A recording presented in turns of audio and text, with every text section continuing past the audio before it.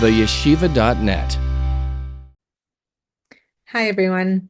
My name is Leigh Ioffe. I'm the founder and director of The Long Short Road. The Long Short Road is a nonprofit organization that was founded in 2019 to help foster resilience in the world through suicide prevention and mental wellness education. Our reach is global. We support everyone from all ages and stages of life, from teenagers to mental health professionals and everyone in between, with crisis management services and programs that help foster resilience through holistic mental wellness, including art and writing.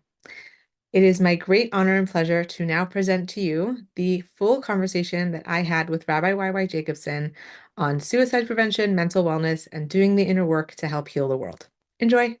Okay. My guest today is Rabbi YY Jacobson. Rabbi Jacobson is one of the most sought after speakers in the Jewish world today and a mentor to many thousands across the globe.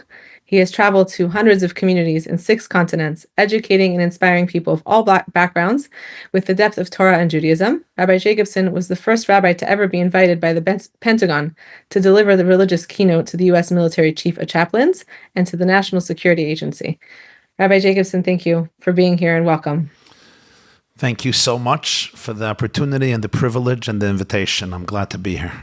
Thank you. So, as someone who really has seen it all in terms of where the Jewish world is holding today, from your perspective, well, I guess actually before I ask the question, I'll preface by saying that we're having this conversation as of the time that we were having this conversation, there were unfortunately over 10 confirmed suicides in the Jewish community around the United States.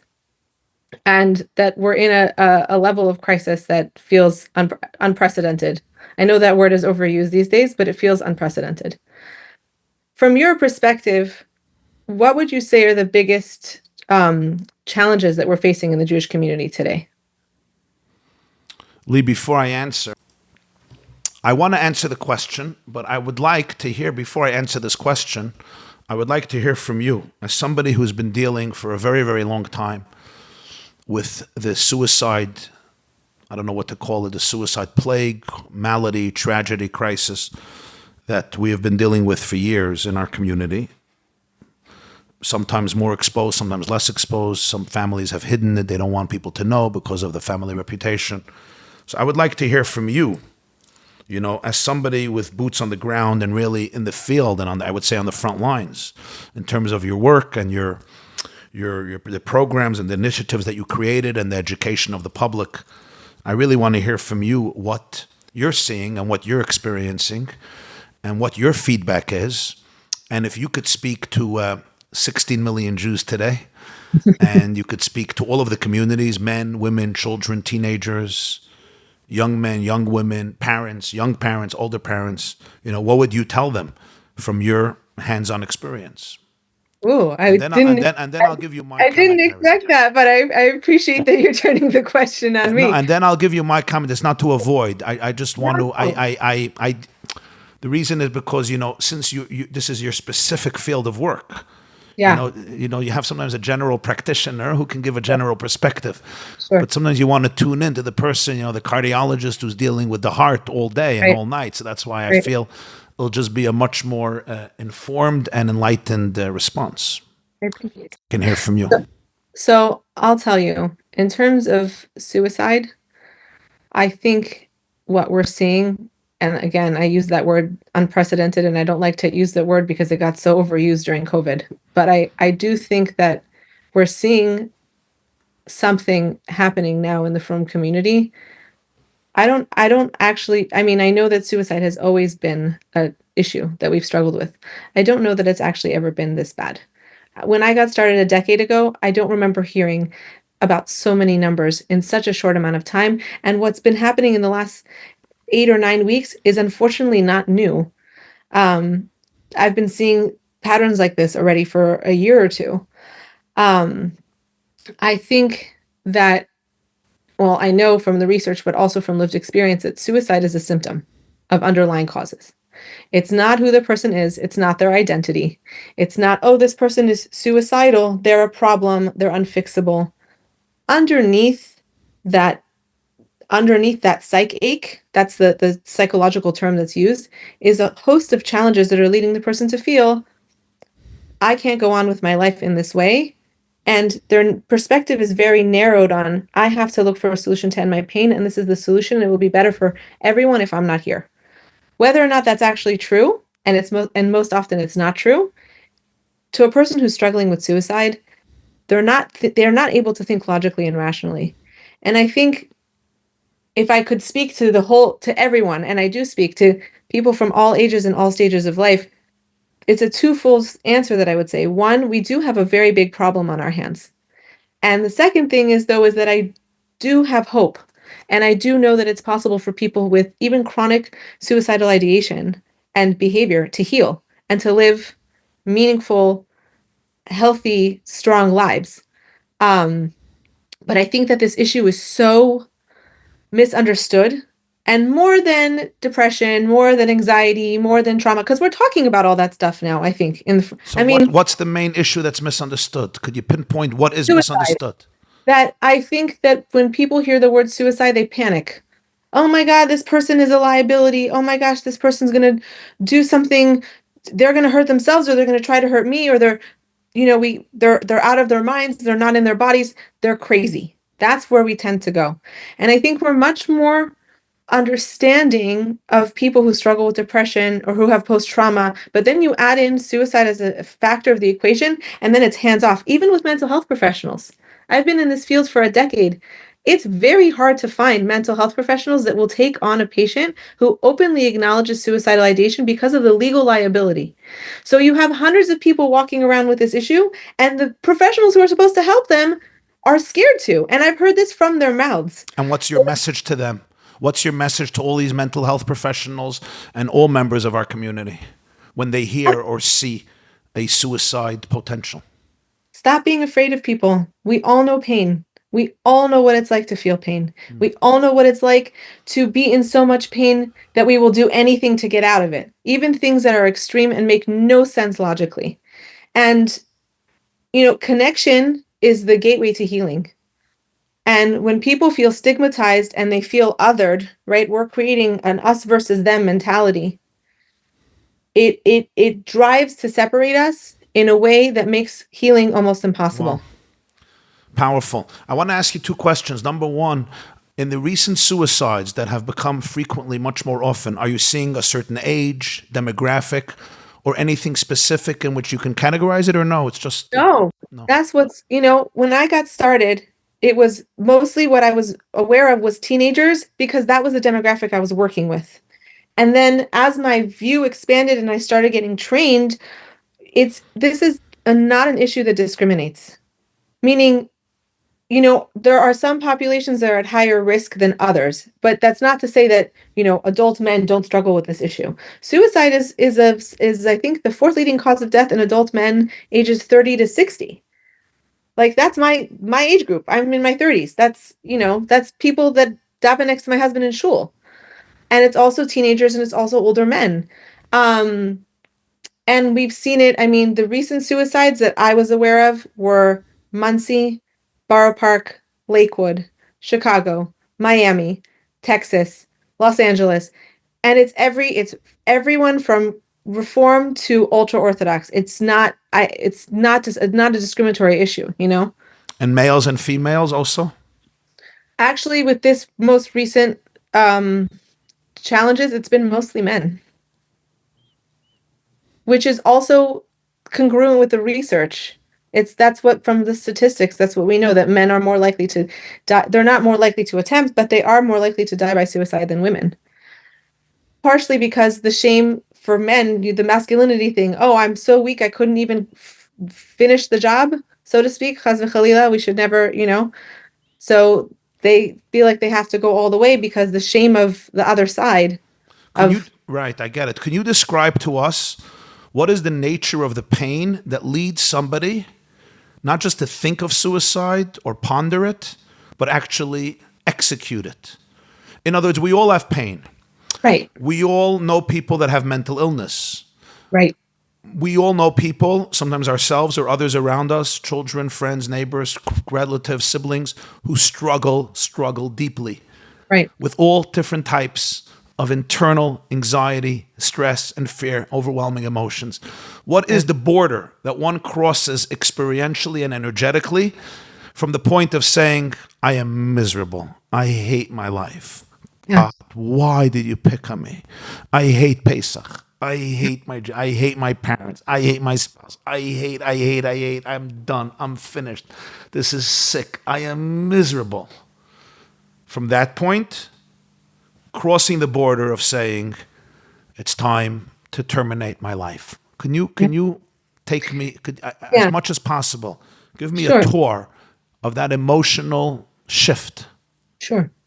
I think for every it's a great question. It's also such a nuanced response because for every person it's so different. One of the main factors that I have seen is what keeps people from crossing that line is a sense of connection, having, and it doesn't necessarily have to mean family. I've worked with hundreds of people who have literally no one to turn to, right? Their parents are alive for all intents and purposes. This person is an orphan, right? No one to turn to, and still there is a sense of hopefulness that keeps them going. Sometimes that hopefulness is so deep down buried inside they don't even recognize it's there. But there's almost it's like a sense it's a dance, it's like a sense of ambivalence. I don't want to die, but I want this pain to end, and they kind of oscillate between the two.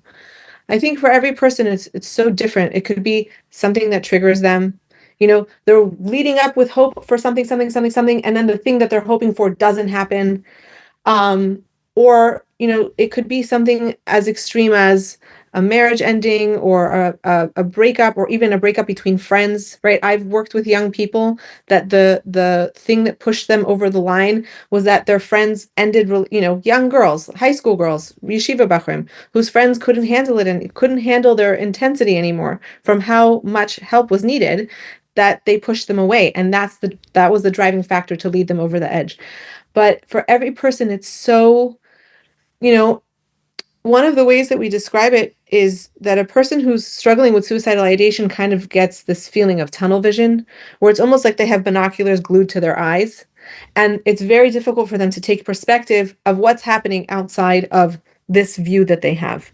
And so for people who on the side of the line of I'm miserable, but I don't want to die, I have the capacity to get to my prefrontal cortex and take the binoculars down from time to time. Doesn't mean that I'm always able to access that part of myself, but I can take the binoculars off and from time to time see that there's more going on than that could contribute to my healing and not just my pain.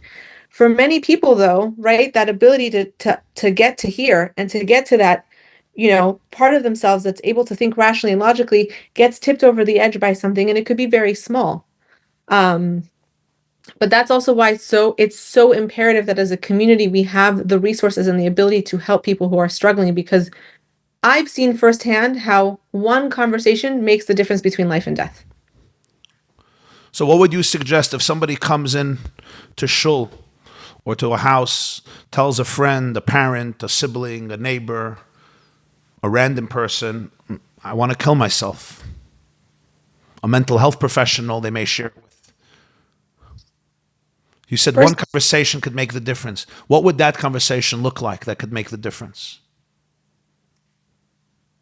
the conversation has to be like immersed, like bathed in compassion. And judgment has to have no place in this. Yeah. Just like, you know. So the thing I tell people is if you receive a disclosure, the first thing you do is take a very deep, nourishing breath and ground yourself so that you do not. Will you maybe panic? Maybe you'll be overwhelmed. Okay. But have the wherewithal to have a human to human, heart to heart conversation with the person and not immediately, oh my God, what am I going to do? Thank them for sharing. Thank you for telling me. I can't imagine how scary that was for you to open up to me. Because sometimes, and I've seen this, someone, let's say a man walking into shul, he will have already disclosed to three or four people that he was struggling, and those people shut him down already. So he's coming to you and saying, this is my last chance. I'm asking this person, if they shut me down, that is proof that I should not be here. And when you can say to that person, I know that was really scary. I can't imagine how much courage that took to tell me. thank you. And I want to hear more about what's going on and create a sense of safety where, you know, it's almost like I've heard different therapists use this, and I like to use this also. It's almost like we're letting them borrow our nervous system. We're letting them what? We're letting them borrow our nervous system, Borrow our nervous system. That's a beautiful right? line. Like they're They so call it dysregulated. co-regulation. But in a way, if when a person is dysregulated, right, Rabbi, when a kid is, I mean, to take it a different direction, when a child is having a tantrum, they're not hearing, why are you crying? Why are you upset? How can I help you? Let me get you an ice cream. All they hear is more noise, chaos. So when a person is about to make a disclosure of suicide, and by the way, it's usually not so straightforward that they say, help, Right. I'm thinking Right. about killing myself, Right. help me not, Right. right? It's usually like they're kind of dancing around the issue and they're almost waiting for us to be compassionate enough to say, hey, I noticed you're not Yeah. doing so It's like great. a girl I know. Her mother was in the middle of a conversation at the Shabbos table with some adults. She's a teenager. And, the mother stopped the conversation because the girl came in. And she's like, random. Matter of fact, she's like, you don't have to be afraid to talk about suicide. In front of me, I tried cutting myself 5 times. Wow, You know, wow. boom. Oh my gosh. See, if only like I'll that everyone should be that straightforward, but most often they're not. Right, You know, right. And I think that I would like to zoom into one point you made. We often don't realize that our deepest work in helping other people who are at the brink of suicide and at the brink of complete disaster and despair is really our own internal work. yeah, That's really where it's at. We yeah, often point fingers like, you're too crazy for me to deal with you. Like, go to a professional. I wasn't trained for this, which is essentially reinforcing their internal sense yeah, of despair and yeah, their internal sense that nothing and nobody can help me. Here is a calm person who even I manage to trigger and unend their own nervous system. So right, it's such deep internal work of being fully present with yourself, like watching what just happened to you, yeah, how dysregulated did I just become from what I just heard, and can yeah, I actually display to the person a sense that I'm not afraid of them. right. Because if they feel that I need to run away emotionally and detach and go offline because of them, it means that even the most normal people are completely rattled and destroyed from me. So it means I'm really a basket case. I am truly a loser. I am truly a curse to civilization and to society. I was actually talking today to a non-Jewish therapist in England, a female Jewish, not a non-Jewish female therapist in England, who's had a lot of success in a certain field of work and healing some severe trauma. And this person was telling me about a boy that she knows who suffers from psychosis, like serious psychosis, a mental illness. And she was saying how when this boy displays psychosis towards friends or towards parents or towards siblings, in many ways, subconsciously, he's testing them to Yeah, see if they are afraid of his psychosis because he is frightened of himself, which is why he completely fragmented his personality. And she said the most important thing for his parents and people close to him do is not run away emotionally yeah, when he breaks down, to say, I'm not afraid of your psychosis. I'm not afraid of you. I'm yeah. fully present. The inner work that requires is very profound. And Oh you yeah. can't fake it. You can't fake it. It's not about lies. It's not about saying the right thing. It's an inner, energetic vibe Yeah. and frequency that the other person is going to experience. Well, because they're going to pick up on it, Right. right? I often tell people and this is, I say the same thing to everything, to parents, to educators, to therapists, to high school students, to rabbis. This person this is John Gottman's phrase. It's a bid for connection. Yeah. Their behavior is communication. They are communicating something to you and they're trying to connect with you and see, is my invitation going to be accepted? Right. Is this person going to see me Right. as a whole Right. person, as a chelek elokam imal mamish that is going through, a very challenging human experience, but Beautiful they're line. Is this person going to see me as a chelik elakami mal mamash, or they're also going to have to run away from me? right. And it's, and I look. I'm going to be honest. When I got started in suicide prevention, I was terrified. The first person who disclosed suicidal ideation to me, I managed to somehow hold it together, and I was with this person for almost 8 hours. And on the inside, I was like, what in the world, Hashem? What am I supposed to do? Why did you send me here? What does this person want from me? I can't help. I'm not a professional. I went through all the motions that now I help support people not to go through. It's a very It human is. It's very, reaction to something so, right? So we also have to be empathetic to the people who might of freak out, course, of course. Not only right? do you have to be empathetic, it's I think even more than that. If I am afraid of my own emotions and my own challenging and difficult moments, how in the world am I supposed to co-regulate a Yeah. person who's literally at the brink of the abyss? Yeah. The fact that I am so afraid of his or her emotions is because that's how I dealt with my own emotions. I was Right. afraid of feeling what I'm feeling. So I learned to either repress it, suppress it, bury it, deny it, Right. divert my attention from it, find a cute or interesting, charming distraction. And I brilliantly, I mean, each of us in our own way, we created the coping mechanisms of avoiding, Right. those highways, those neural highways, those neural pathways where there's a lot of toxicity, just like when you're driving, on your GPS, your Google map says there's a crazy accident there, there's a ditch there, there's a police, whatever it is, there's traffic, take another highway. So, those neural pathways that bring us into messy places, we often avoid at all costs, and we do it very brilliantly. Some of us do it by becoming celebrities, and some of us doing it by working, 17 hours a day, and some of us do it by becoming big tzaddikim, and some of us do it, whatever we do. This one is binging, and this one is drinking, and this one is distracting themselves by being the greatest mother who ever lived or the greatest rabbi or father who ever lived. And now suddenly my own child or a friend's child or a student comes to me and reveals such disturbing emotions. My instinctive, I would say, cellular reaction, my biological reaction, it's not even thinking. It's like somebody said, it's not my psychology that's blocking me, it's my biology. It's not even a thought process. My entire body is now uptight and afraid. And the only message I can do is try to convince this person out of their thoughts. I'm gonna convince you, I'm gonna prove it to you. I'm gonna pressure you with believing that you have to stop thinking this way. And I really believe that through my lecture, my brilliant lecture, and my preaching to you, you will forever eliminate these crazy, disastrous, disgusting thoughts out of your brain. And in around 1 hour, you'll become one of the most happiest people that ever lived, because I gave you such a brilliant, brilliant, beautiful lecture on how you have to be happy and you Yep. shouldn't think this way. And that's exactly what you needed to hear. Yep.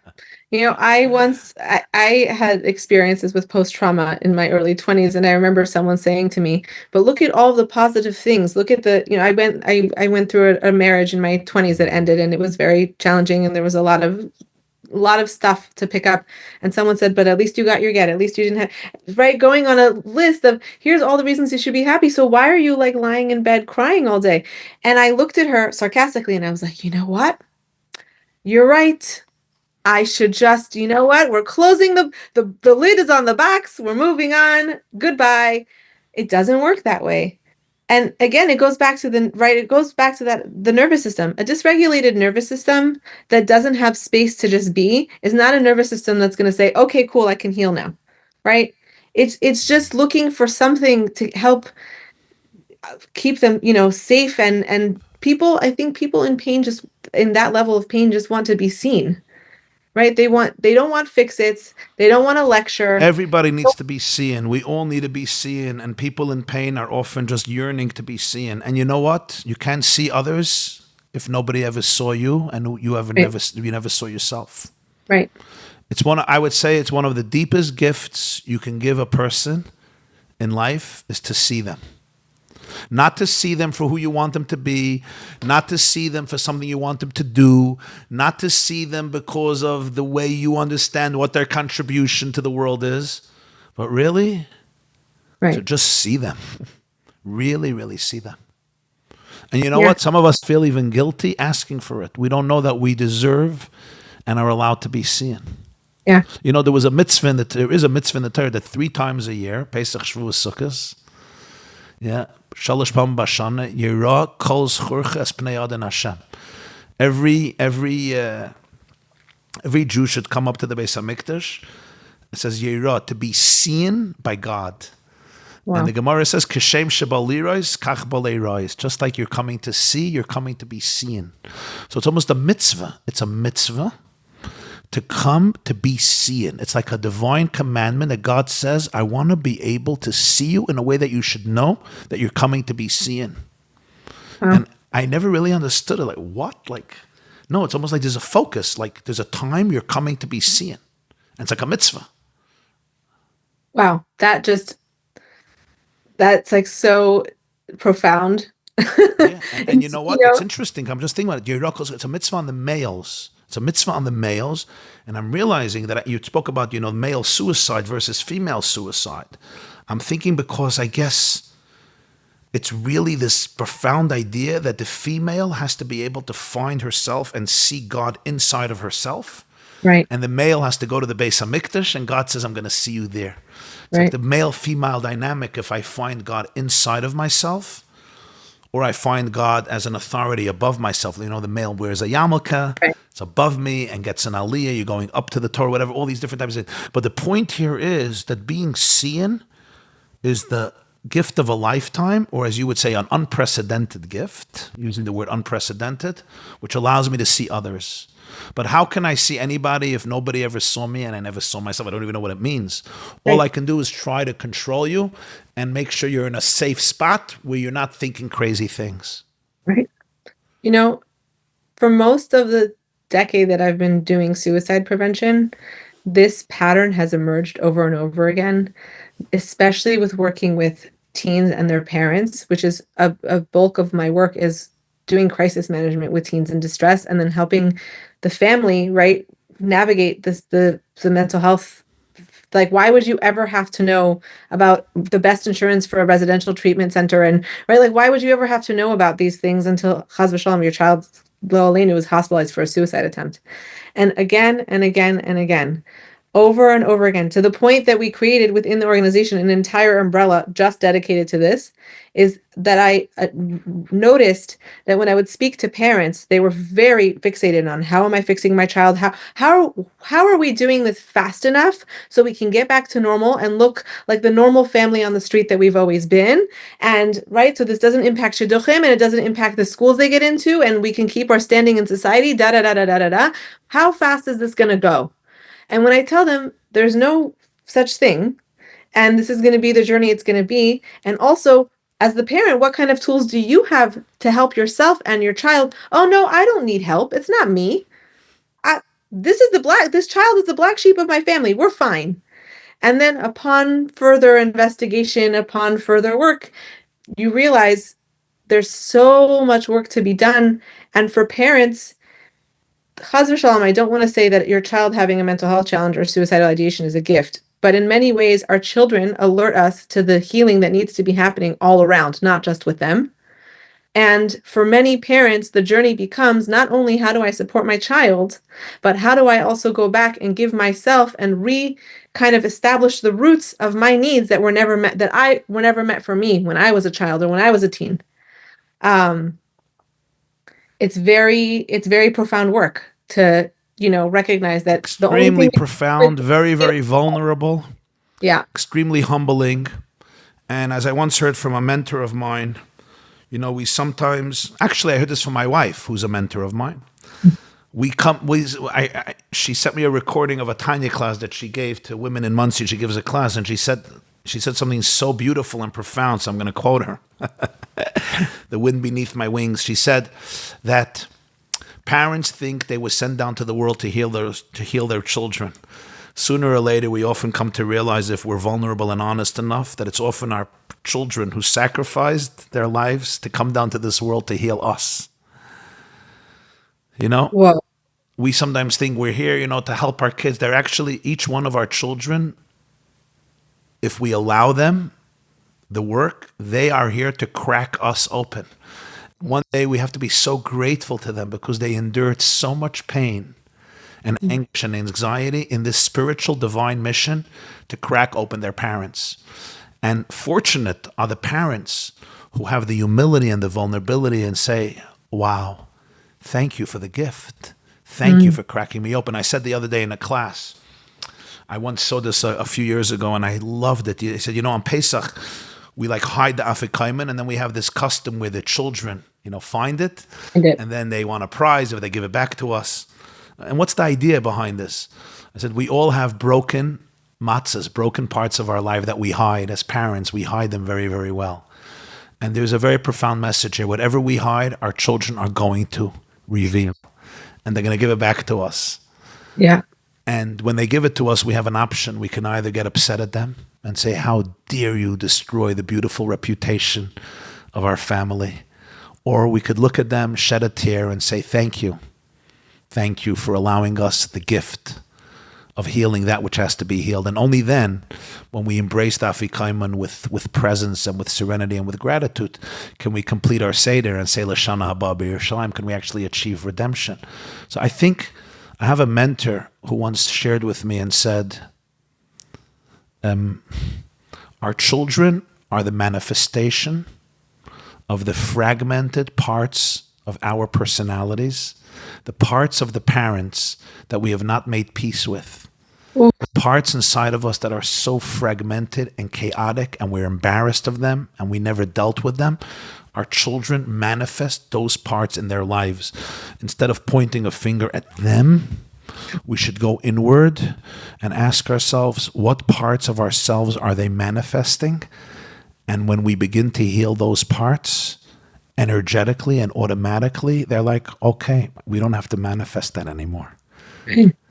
So we're busy talking about, the illnesses of our kids, of how crazy they are, weird, insane, mashiga. We blame a lot of things, and a lot of things can use correction. I mean, addiction to technology and hours and screens is not a good thing. And we all need to heal ourselves and our homes in that area, no question. But a huge part of it has to do not with an objective reality outside of ourselves. They're literally manifesting our own deep, deep insanity that we did not deal with, and we have repressed 50, 60, 70, 80, 90, 40, 30, 20, 10 years, whatever it is. And they're literally manifesting it to us. They're literally revealing our Afikaiman. In the Haggadah, the Afikaiman is called Safon, which means hidden. It's the parts of our brokenness that we hid away maybe for generations. It's not anybody's fault. And they're manifesting it, and they're triggering us so deeply. You know why? Because they're holding up a mirror to who we really are. Yeah. And we have not acknowledged it, and we have not dealt with it. And when we're ready to deal with it, they start manifesting their true light. Right. Right. I mean, I have found this as a parent and as a human being and as a teacher to many and as a mentor. I have found this truth to be a life-changing, incredibly powerful truth. Yeah. And it always is about going back inward. The Baal Shem Tov said that every person is a mirror. What you're seeing is a reflection of you. Yeah. And the question is, come on, that's not true.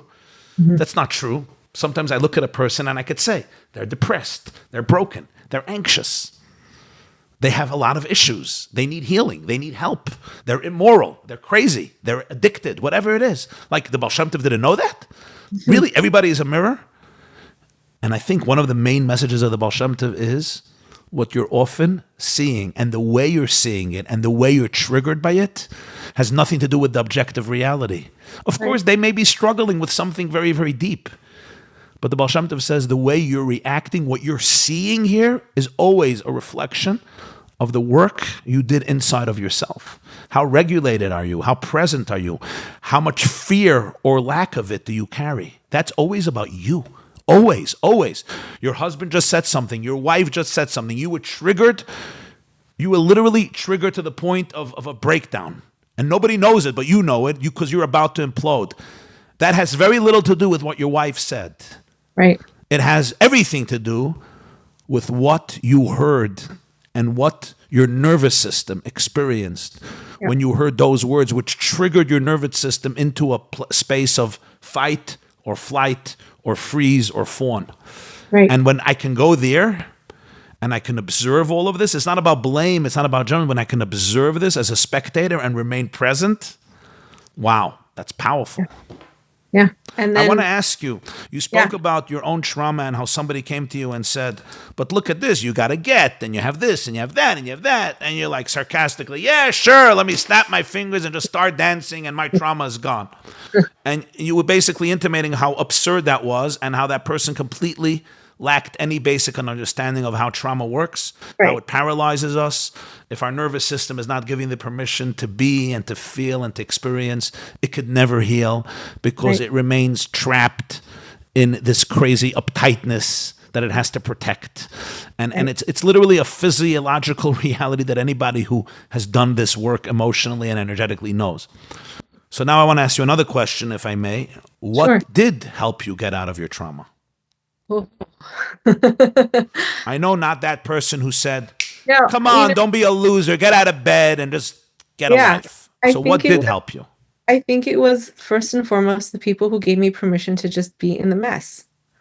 Right. And it's interesting. Baruch Hashem, I'm married now for 7.5 years. We have 3 kids. Like, I've done that work and we're on our journey together. And it's interesting that my husband and I were talking about this just recently, that it was in our marriage that I felt most safe to, in some ways, fall apart and deal with the stuff that had happened the first time around. Because up until I had that safety, it was very much like, okay, I just have to keep myself in line and I just have to keep going, and no one can know how broken I feel and no one can know how intense my depression anxiety is, because I'm helping so many people that I have to hold it together, and all this stuff.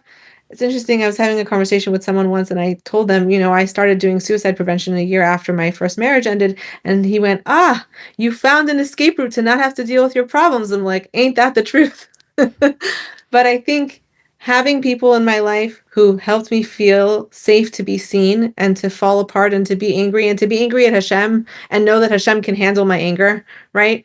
So many people were like, "Why? Hashgacha pratis, gamzu latova. Hashem did this for a good reason." I was like, "I don't want to hear that. Please don't tell me that. It doesn't feel good, right?" All of those things could be true, but there's a time and a place, right? I think giving myself permission to go inside and really investigate with compassion what was happening inside of myself, and not labeling myself as a broken person, not labeling myself as someone who couldn't heal, because for many years that was my ideology. Everyone else can heal, I can help everybody, but I'm the broken one, I'm the mistake. Hashem sent everybody here on purpose, and it's just a matter of time before he realizes, like, oops, you know, mislabeled, let's be done. I think, but it really goes back to that foundational feeling of connection. And it's interesting, when you were saying before about parents doing their work, one of the things that came up for me is this idea in attachment theory, we talk about earned security, right? That there's secure attachment, non-secure attachment, and then there's all the sub levels of non-secure attachment, and that many people, adults, are walking around with nervous systems that didn't receive the proper type of attachment that would help them feel secure in the world, and that through doing their own work and avoda, they can earn security themselves. They're not necessarily getting it from their parents. Maybe their parents aren't alive anymore, right? But they can get it from within. And I think when I learned that, that was a game changer for me. But it had to start with having people who felt safe and learning how to feel safe in my own body, um, which, through somatic practices, through plant medicine, through therapy, through having, actually, one of the most interesting things is that the thing that has one of the most profound gifts that I have received in my life is teaching others, because I learn more from them every day than they learn from me. And we run a trauma-informed expressive writing classes. We do narrative integration and writing about our stories so we can change our stories. I went into that to help women who were dealing with severe trauma heal, and I had already done it. So I said, okay, this isn't about me, it's about them. The level of healing that I gain from being with these women every week, and I tell them all the time, I'm like, you guys think you're here for yourselves. You're healing me. You don't even realize what you're doing for me. um, but I think, and every person also has to find their own avenue to heal. What works for me is not necessarily going to work for another person. Wow. I would want to clarify just one point. I think it's just Sure. important because people can wonder and maybe question, some of the ideas being conveyed here. some people almost feel that this approach you're advocating is antithetical to the idea of hashgacha pratis, by divine providence, because like what you were saying is that people are telling you, everything that happened to you is hashgacha pratis, it's by divine providence, gamzula taiva. God runs this world, he orchestrates everything that happens in this world, including things that are difficult and challenging. And the moment you can accept that and embrace that and trust him, you could just snap out of your, craziness and trauma and just start celebrating life and be in a good mood. And Hashgacha Pratis is obviously true, right? I believe that. And I want to clarify one thing. Sure. Hashgacha pratis includes the fact that my nervous system has been shattered. That's also Hashgacha pratis. So looking at my nervous system is part of studying the divine providence. In other words, what I'm feeling right now, what my body has experienced, is part of the divine providence. So God is present in that. So by denying my feelings, by denying my emotions, by denying my energetic experience, I'm actually amputating part of God's plan. I'm actually telling God, oh, I'm not ready to believe that you're also present in my emotions. You're only present in intellectual analysis of what emotions are supposed to look like. Can we actually experience God in the emotion itself, trusting that whatever my nervous system went through, that is part of the divine providence, and paying tribute to that, embracing that with empathy and compassion is actually embracing divine providence. Wow. You get what I'm saying? Yes. Yeah. And that's a very When David HaMelech, when King David says in chapter 23 of Psalms of Tehillim, Gam ki elech begeit salmovis lo ira rakiate madi. I walk in the valley of the shadow of death. I walk through it. Yeah. And I'm not paralyzed by fear because you're with me. So we often intellectualize that. Oh, it's not really the valley of the shadow of death because you're with me. That's not what he's saying. Right. That's not what he's saying. In Psalms 139, he says, I go up to the heavens and you're there. And then I go down into the abyss, and here you are. Right. You hold my hand. Even in the darkness, you're there. What does that mean energetically? Energetically means he's not denying the experience. It's a very, very deep experience of what I'm feeling. And somehow behind that darkness lay the gems of your light. So don't be afraid of that. Right. And I think that little piece is often misconstrued because we need role models to teach it to us. I could read the same verse. I could give the same lecture on Hashgacha Pratis. Somebody who did this work will radiate a different energy than somebody who didn't do the work. For somebody, it just means stop feeling. Right. Stop feeling. It's Hashgacha Pratis. Hashgacha Pratis is an excuse and a crutch of avoiding. It's a way 100. of avoiding. And I get it. I'm not judging. In fact, I used to be there. You and me both, trust me. Yeah. I used to be there. It was a way of overriding the system in the name of Hashgacha Pratis. The whole idea of Hashgacha Pratis means you don't have to override because God is here. Don't override. You understand? Right. We use Hashgacha Pratis. Not to believe in Hashgacha Pratis. Hashgacha Pratis until it comes to your nervous system. Sorry. That's a mistake. That's your mishagas. Get out of it. Snap your finger. Oh, that's not Hashgacha Pratis. Yeah, no, it's almost like because Judaism is philosophical. It's not embodied. When Hashgacha Pratis is here, it's brainy. Right. So then it's just a brain idea. Hashgacha Pratis, sure. Hashgacha Pratis. When it's embodied, it means God is not afraid of your darkness. In fact, deep down inside your darkness, you're going to find your deepest light. Right. Yeah, and I to that point, someone who I supported during a suicide intervention at a very, very, very low point in their life. They were college age, and the idea of even living for the next 2 hours, let alone, another week, wasn't even registering to them. This is not happening, right? They're now a medical professional. They're now a psychiatrist. Wow. And it, I often tell people that I wish that I hadn't gone through all of the negative experiences that I had because they were really painful and I felt very alone. And it did feel at times, if I'm honest, that like Hashem kind of forgot that I'm around. But I think that also gives me the ability to channel that energy now into help, over 1,000 crisis interventions later, like I don't think I would be able to do that if I didn't know what this level of pain felt like. And you know what empathy means. You can feel what they're going through. Right. It's very, you know, and part of me wonders, like, how can we, like, I don't know if this is the right way of asking this question, but how can we wake people up? I think, and this is within your work, I know and I can imagine that you have spoken to literally thousands of people, and that, in recent years, I mean, you, the topic of mental health has become so prominent. It's something that you address all the time in your classes, in your lectures. Your weekly women's class is a staple in my house. Your Tuesday class. How can how is it possible? Like, we've done so much right, I think, as a community. We're talking about this, we're embracing these issues. People are going to therapy, people are getting help, they're embracing the messiness of being human, they're acknowledging, but like, what's it going to take? I mean, over 10 suicides in 9 weeks. What's it going to take to wait? Like, how could we shake people out of this staunchness of like, no, we have to stay up here intellectual and not embody our reality of we are neshamas and bodies, and our bodies and our neshamas are going through very intense crises. What's it going to take to get people to realize, like, oh, this is actually a real issue in our community and we can't ignore it anymore? I don't know. That's a tall order, but I figured I'd put it out there. Powerful, powerful question. And the last words of Adon Olam that so many of us say every day and on Shabbos, B'yadai afkid ruchi be'es yishan v'a'ira v'im ruchi gviyasi Hashem li v'la'ira.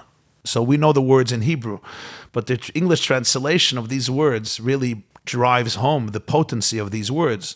What we're basically saying, when I go to sleep, be'es yishan, I give him my spirit. I deposit my spirit in God's hands because I'm going to sleep. It's a reduced level of consciousness. And then I wake up, va'ira. And as ruchi is gviyasi, as my spirit comes into my gviya, which means it's embodied in my nervous system, in my physical body, God is with me and I'm not afraid. It's almost indicating that it's only when we embody things that we can liberate ourselves from fear. Right. When things are not embodied, we get so stuck. Yeah. So we say it actually every morning in Adon Olam. To answer your question directly, I'm compelled to give all these different types of answers, but I think probably the most authentic and real answer is that the same message that we're preaching to everybody else, we should be preaching to ourselves right now. And that is, I think the answer to your question must go inward. I have to go inward. I think all of us have to go inward and ask myself, what is it that inside of me still needs to be healed? That after all my lectures and all my presentations and all the podcasts and all the WhatsApps and all the clips and all the good things that happened, there is still so much resistance. So I could point fingers and say, yeah, you're sick, you're sick, you're sick. Everybody is sick, and I'm the only healthy guy walking the face of this planet. But that's another form of illness. Right. And really just really going inward and asking, what can we heal? What can I heal? And I have a lot to heal. I don't even have this question. I'm saying it in humor because I know I have a lot to heal. I have a lot to heal. Because I think, I really think that, this is back to the Baal Shem Tov, it's a mirror. It's just a mirror for each of us to really say, where am I getting stuck? Because when I heal my triggers, when I heal my trauma, that energy heals other people. It's what happens. That's how things work. The Tanya says in chapter 27, unbelievable, he says, when you have the courage to confront one thought of dead energy, of fake, what he calls klipa energy, of sitra achra, that one thought that it takes you away from the frequency of oneness, of authenticity, of bliss, of God. One thought that you confront. And he says you create an explosion of divine infinity in all of the worlds. Quoting the Zohar in Truma, one thought that you confronted creates a domino effect and a ripple effect of divine oneness permeating all the world, which means somebody may be living in another state, in another city, struggling with something, and that energy of holiness that you imparted to the world literally gives them the power to be able to penetrate through their veil of trauma. Wow. Wow. But obviously, on a basic level, I think we must talk about this. More than talking about it, we have to live it, breathe it, really live it. I've learned that preaching, and it's maybe pathetic for me to say this because I'm a speaker and I make my living off speaking, but I've learned that the good old cliche of how cheap words are not a cliche.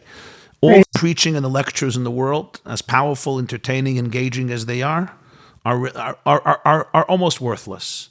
If it's not embodied in our nervous system, it's worthless. And I don't speak theory. I know this from experience. I've been speaking, I'm not going to tell you how many years, but a lot of years. My first speech was as a 5-year-old at the dinner of my school. It's a school called the Holy Torah. And I remember this because I was invited a few weeks ago to speak at their dinner.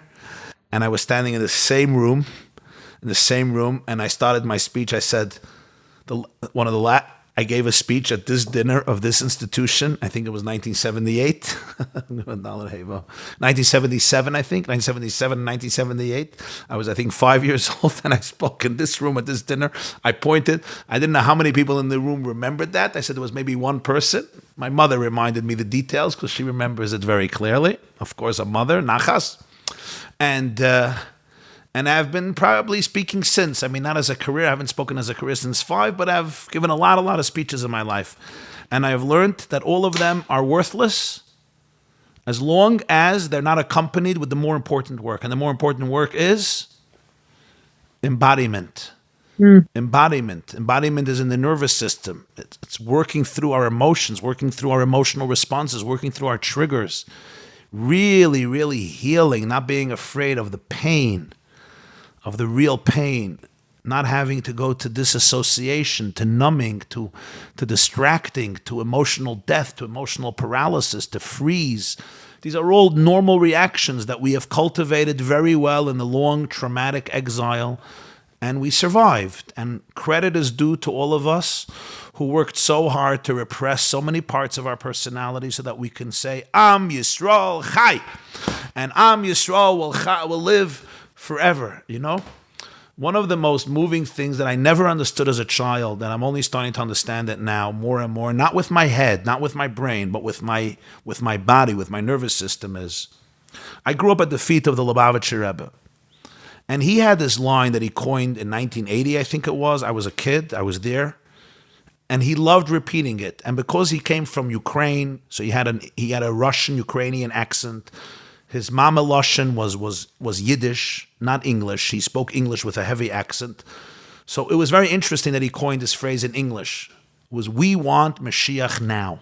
And they made it a song, you know, very famous Chabad song. We want Mashiach now, we want Mashiach now, we want Mashiach now. And at all the children, at the Fabrengens, I remember at the end, the Rebbe was already, he was an 80-year-old man. This was 1980, 81, 82. Yeah, he was turning 80 at the time. He was an old, and he would always turn to the children and ask them to start this song. And the Rebbe was so passionate about it. We want Mashiach now. We want Mashiach now. We want Mashiach now. And okay, I understood. He believes in Mashiach. He wants Mashiach. He prays for Mashiach. He wants Mashiach to come today, like we say in davening. You know, l'shuascha kivino kol hayom. I want him to come now. I don't want him to come tomorrow. But then I realized there's something so much deeper about that. It's like, what is he really saying? He's really saying we desperately need healing now. Like, we want Mashiach now. We need healing now. Don't tell me Am Yisrael Chai another 3,000 years with our crazy trauma. Don't tell me we're the Jewish people, we're resilient and we survive and we thrive with all of our insanity. He's like, we are ill. Exile there's an illness. Yeah. There's an illness. There is a darkness that envelops us.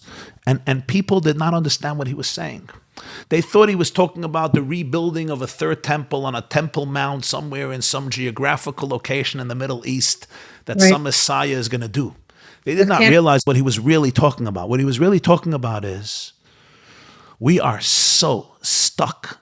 And then he said it many times, but it was hard. But today I get it. It's like we need redemption. We need real healing. We need liberation.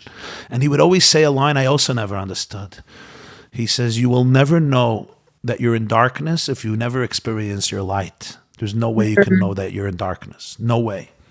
If darkness is your vocabulary of daily life, you start calling it light. Wow. Wow. That's, I think, the biggest crisis. The biggest crisis is when I know that I'm ill, at least I have a name. I'm ill. Could anybody heal me? The real effects of our collective and individual traumas, we call that health. We call that sanity. We call it even religion. We have names for it. Religion, chinuch, kiddush Hashem. I love this idea that exposing sexual predators is a chilul Hashem. Great. It's a desecration of God's name to expose sexual. You know why? Because everybody's going to find out that we have sexual predators among us. Interesting. Right. Sexually molesting and raping a kid, that's not a desecration of God's name. That's not a problem because God doesn't notice it. God doesn't know it. The fact that everyone who was sexually molested has to live with such insane pain, and many of them have to leave religion and leave everything. That's not a desecration of God's name. Many of them are turned off from Yiddishkeit forever. That's not a desecration of God's name. Right. Exposing it and actually letting people say, wow, this is a healthy community. They're dealing with their criminals. They're talking about it. That's a desecration of God's name. I'm just giving one example of how you can use God and religion to cover up crimes against humanity. Yeah. That illness has seeped into many other areas of life. And it's never about blaming anybody. We have my son, when he wants to make fun of me, my 14-year-old son, he's like, sometimes he sees I'm upset, he's like, Tati, you did the best you can with the tools you have. He's, of course, making my 5-year-old says the same thing to me. He's making fun of his father. You did the best you can with the tools you have. It is very funny. We did the best we can with the tools we had. We had very, very limited tools. Yeah. And the Rebbe is saying was like, you could bring redemption into your life. Open your eyes, right? So it's very, very powerful when you know that there is redemption, there is light, there is truth, there is healing, there is authenticity. And when you see that your life is miserable, when you see that your relationship is miserable, when you see that your marriage is not blissful, when you see that your Judaism is torturous, your Seder comes with a heavy heart, there's a dip of anxiety that lives in you. There's healing. There's healing. These are symptoms of suffering that we're all going through. We are all, not all, but many, many of us are going through it. And the good news is that God has given our generation an enormous amount of gifts of healing. And the people that just make fun of these conversations, it's like, oh, what they talk about, trauma? These people, they make fun of me. Sometimes in front of my face, it's fine. Oh, Rabbi YY, trauma. Rabbi YY equals trauma. Oh, you gave a share on trauma. Trauma. Till you came around, Judaism wasn't about trauma. Now everything is trauma. Parshas Vayikra, trauma. Vayakel Pkude, trauma. How are you going to connect Parshas Pkude to trauma? What was the trauma? Oh, Moshe couldn't pick up the Mishkan. Trauma. Right? I have found that people who make fun of these types of conversations are usually hiding the deepest trauma they're not ready to deal with. And I'm not even saying as a judgment. You know why? Because I'm one of them. Right. I'm one of these people. So I'm not even judging it. I get it. I completely get it. Yeah. I completely get it. And I know a lot of people, like there was somebody who told me, somebody once told me, I was going to a big conference, and this person said to me, you should listen to your old speeches because they used to be good. They used to be good speeches. Your old speeches, your old rhetorics, the theatrics, the message used to be very good. They didn't have to finish the end. Of course, the message was that today, you're just, you're bobble, it's pop psychology, liberal, spineless, emotional, stupidity. I get it. I really get it. I used to give speeches in a very different way. In a way, I worked harder on my speeches then, Mm. but it was much less me. It was much less authentic. Yeah. It was a nice presentation. It was a pretty good presentation. I mean, I don't want to completely defame myself. There was always I always tried to be on some level authentic, but it was an inauthenticity that was subconscious, if you know what I mean. Yeah. It's a different type of inauthenticity. Right. It's an inauthenticity you don't even know you're being inauthentic because you're not used to it. Yeah. Today, I'm usually disgusted by my own inauthenticity when I feel it. I don't always feel it, unfortunately, when I feel it. So I think for all of us, for me, for all of us included, it's like this work is blessed, blessed, blessed work. It's hard, it's painful, but there's nothing that is more rewarding than it, because the Tanya says, schar mitzvah mitzvah. The reward for the mitzvah is the mitzvah. The Right. reward for this work is the work. You're not going to get a lollipop, and maybe you're not going to get $100 billion, but you know what? There's something more priceless than that, something more precious than that. It's the work itself. It's the person that emerges as a result of this work. There's no replacing it. Right. Wow. Yeah. That's exactly it. That's exactly it. Rabbi Jacobson, thank you so much. I feel like I could talk to you for another hour. We could keep this going. There's so much to talk about, but thank you so much for making the time and for your willingness and your openness and your authenticity and working on yourself to be authentic so that we can all see it as a mirror to work on ourselves as well. Thank you. That means a lot. And, the moment we realize that deep, deep down, we're just all channels and there's no real hierarchy, Yeah. there's really no hierarchy. We're just all channels, and each one of us has the privilege of channeling whatever God chooses us to channel through ourselves. That's the moment where we experience our deepest bliss and our deepest health, and we're not afraid of our darkness, because our deepest darkness simply cannot stand up to our light. And that's my message. Everyone's struggling, and some of you may have watching this or hearing this, and you struggled with suicide, or just struggling with deep, deep, deep darkness. And we always think that, our darkness is worse than everybody else. And it makes sense, because there is something about your darkness that is darker than everyone else. And I'll tell you why. Because behind your darkness lay your light. And there's something about your light that is unique and is different than everybody else's light. And that's why you think that your darkness is also worse than everybody else. Because what you're really feeling is your unique, infinite light that God is channeling through you that nobody else has.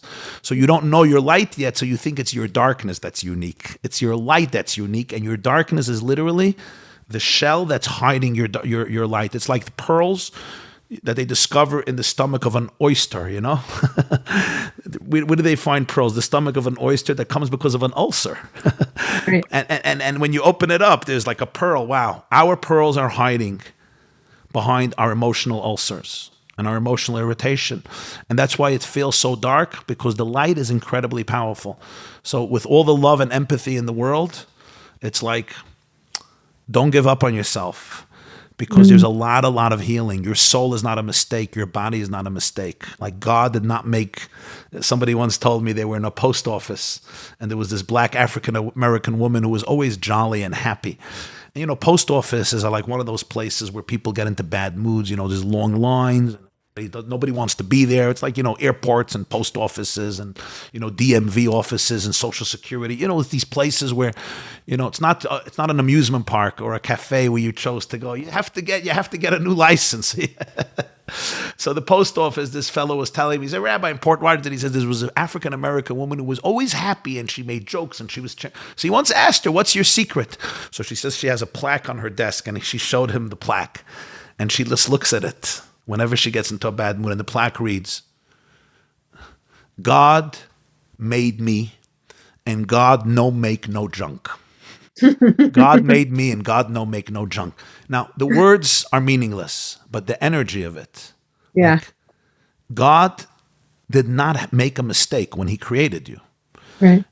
And even if your house was dysfunctional, even things happened to you as a child, and things did happen to you as a child, and we need a lot of empathy. Just realize that when we say that your soul is a chelik elakami mal mamish, like the Tanya says, and every morning we say elakai neshama shenasata b'tahirihi, your Right. soul is sacred, it's light, it's perfect, it's real stuff. It's not a joke. Like your soul is really a piece of God. God is indestructible, you're indestructible. And your body is sacred.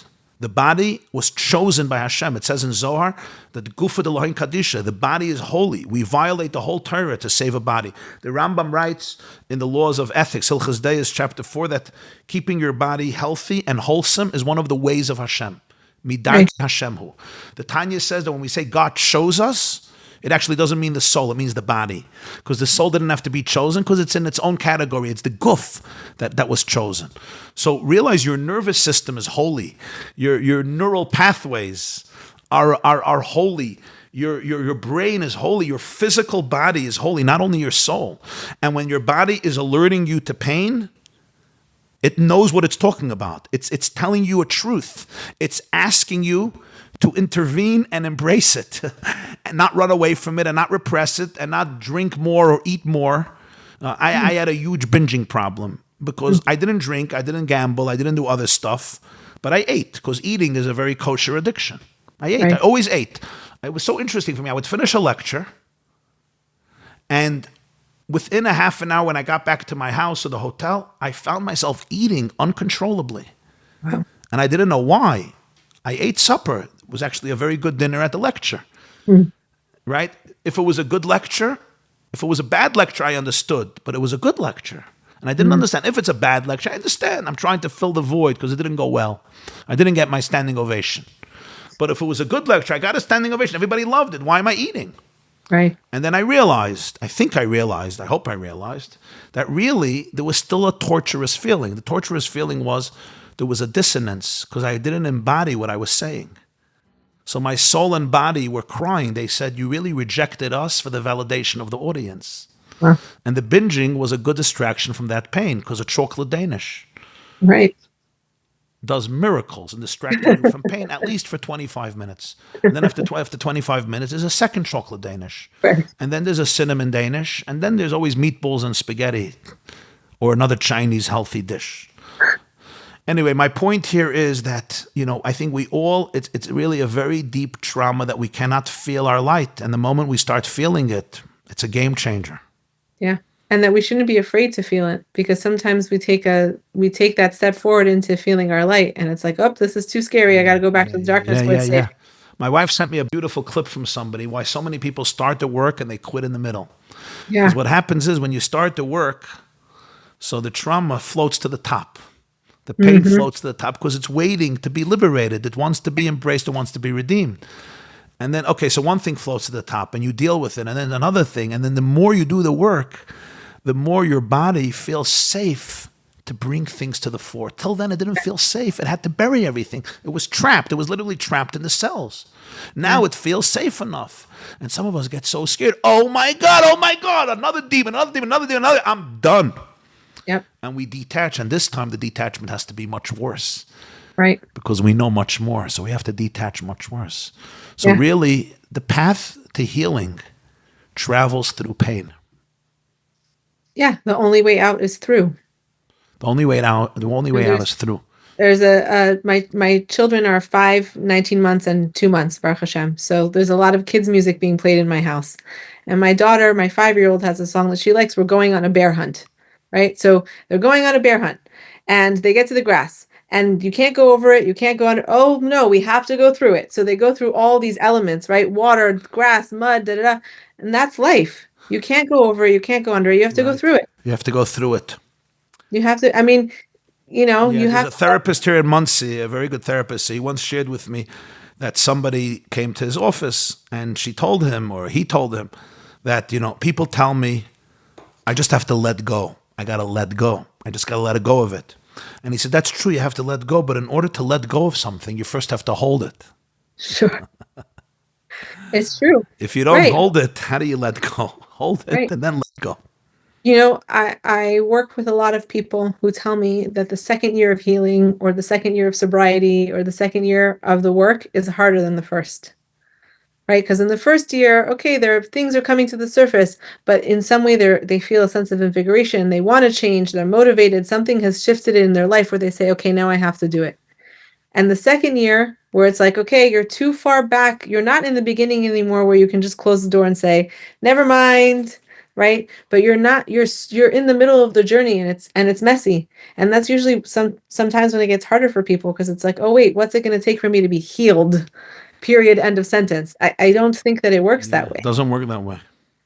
As It long as does. our souls are down here in this world, there are layers to still be peeled. Yeah, That's one of the most beautiful teachings of the Hasidic masters. This world is called the world of klipa. It's a world of husks, of shells, of cover-ups.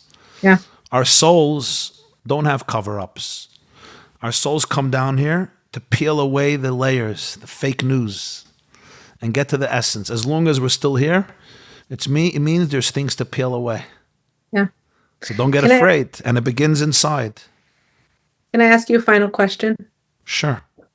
What do you think practically people could do to start that avoda? Meaning outside, yes, okay, the traditional avenues in therapy and all of those things that we could recommend. If a person hasn't yet looked inward, what can they do to help create that sense of a safety for themselves to feel like, okay, this is something I can do? It's a great, great question. For me, there was a great turning point. I was sitting in the office of a therapist, and I was having a conversation with him, and he asked a question, and I responded, and I guess he picked up on it. It was a very wise, he's a wise man and sensitive. He picked up on it, and he said, it's interesting that usually an answer like the one you just gave is a symptom of either complete apathy, indifference, or very deep anger. Which one is it? Which one is it? Are you angry? And for the first time, I was forced to pause, look into my heart, literally and figuratively, and admit to myself, which was more important than to him, because he's just he's a therapist, to say to myself, I was angry. I never admitted that to myself. I wasn't allowed to be angry. Me, anger? It says if you're angry, it's like you're worshiping idols. I'm not Right. angry. And also, moach shat lalev, I have a brain. My brain controls me. I'm well behaved. I try to be a gentleman.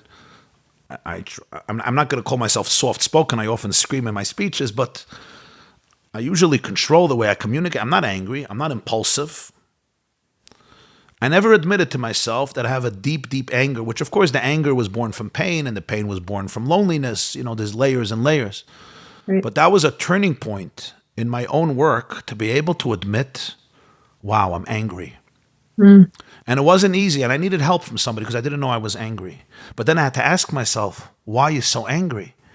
And that proved to me actually that I'm in pain. And Right. it also proved to me that something is causing that pain. And it began a very blessed journey. And I think one important step for all of us is to be able not to judge, but to be curious about what is coming up for you inside the inner recesses of your heart. Pause and be curious. This is not an opinion. It's not a judgment. It's not you're right or wrong or maybe right or maybe wrong. But just open yourself up to the vocabulary, which may be new in your life. Be curious about what just happened inside of you when this person said this to you or didn't say this to you or did this or didn't say this. And just look at it with curiosity, without a judgment and without even a pure definition. Because if you'll do that, I believe that if you're an honest person, hopefully you're an honest person, and you want to become the best version of yourself, that's the beginning of a journey towards better and more authentic and deeper places. So before you run to the pantry to get the chocolate Danish, or to warm up the frozen pizza, or to run to your class, or to run to shul, or to run all the good things you're doing, or check your email, or check your phone and watch another clip, even if it's a Rabbi YY clip, which I'm not going to protest. But before you run to watch that clip, pause just for 20 seconds and say, And what's the emotion that just came up? Mm, profound. A very profound and sometimes challenging but necessary avoda. Indeed. Yeah. Rabbi Thank Jacobson. you. Thank you for the opportunity, and thank you for your holy work to bring awareness and healing and love. Thank you. Thanks for watching. To learn more about The Long Short Road, you can check us out on Instagram at The Long Short Road, visit our website, www.thelongshortroad.com, or email us, info@thelongshortroad.com. Thank you all for being here. This class is brought to you by theyeshiva.net. Please help us continue the classes. Make even a small contribution at www.theyeshiva.net/donate.